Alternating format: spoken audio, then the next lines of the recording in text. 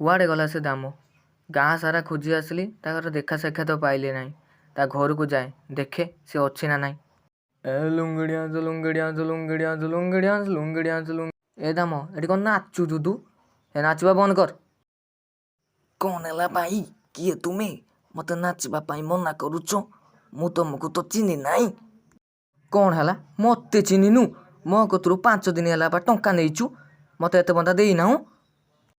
କ'ଣ ହେଲା ଭାଇ? ମୁଁ 5 ଦିନ ହେଲା ତମ କତୁରୁ ପଇସା ନେଇଛି, କାହିଁ ମୋର ତ ମନେ ପଡ଼ୁନି। କିସ ହେଲା ବେ? ତୋର ମନେ ପଡ଼ୁନି? ବେ ମନେ ପକା।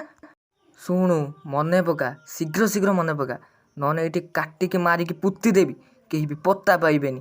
ମୋତେ ତୁ ଚିହ୍ନି ନାହୁଁ। ମୋତେ ମାରନି ଭାଇ, ମୋତେ 2 ଦିନରେ ଟାଇମ୍ ଦିଅ, ମୁଁ ତମର ସବୁ ପଇସା ସୁଝିଦେବି ଯେ। ହଉ ହଉ ଠିକ୍ ଅଛି, 2 ଦିନ ପରେ ଆସିବି, ସବୁ ପଇସା ନେବି। ଯାଉଛି ଏବେ।